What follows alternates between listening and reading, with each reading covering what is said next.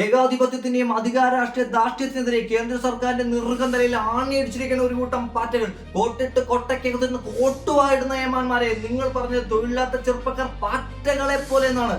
എന്നാൽ കഴിഞ്ഞ 35 ദിവസം ഡൽഹിയിലെ ജന്തർ മന്ദിർ സമരഭൂമി സാക്ഷ്യം വഹിച്ചത് ആർത്തിരമ്പുന്ന ചിറകുകൾ തീയുള്ള ഡ്രാഗൺ പാറ്റകളെയാണ്.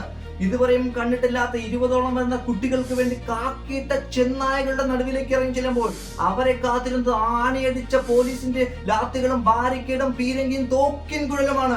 മരണത്തെ മുഖാമുഖം കണ്ടപ്പോഴും ഒരു അടി പോലും പുറകോട്ടിൽ നിന്ന് ഉറക്കെ പറഞ്ഞുകൊണ്ടുള്ള ഒരു യുവജന രോഷത്തിന്റെ സമര വിജയമാണ് നാം കണ്ടത്. സോനം വാങ്ചൻ, നിങ്ങൾക്ക് ബിഗ് സല്യൂട്ട്. കൗണ്ടർ പോയിന്റിലേക്ക് സ്വാഗതം. നൈരേഷ് ഇപ്പോ പറഞ്ഞത് തികച്ചും വാസ്തവ വിരുദ്ധമായിട്ടുള്ളൊരു കാര്യമാണ്.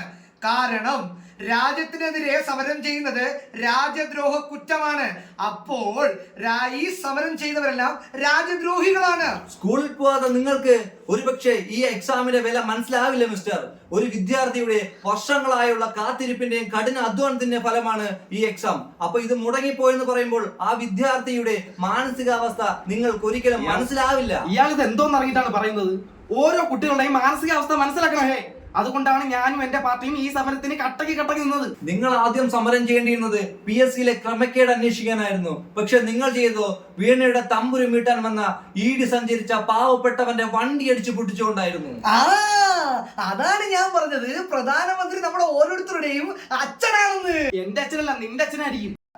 ഈ പറയണം, നിനക്ക് തന്ത ഉണ്ടാടാ? നിനക്കൊണ്ടോ തന്ത? നിന്റെ തന്ത പശുവിന്റെ മാപ്പിളല്ലേടാ? തന്തയില്ലാത്ത പറയണ്ടല്ലോ.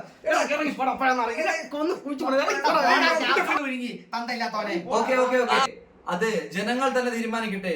നിങ്ങൾക്ക് രണ്ടുപേർക്കും മനസ്സിലായ സ്ഥിതിക്ക് ബാക്കി ജനങ്ങൾ തീരുമാനിക്കട്ടെ. അവർ കണ്ടുകൊണ്ടിരിക്കുകയല്ലേ.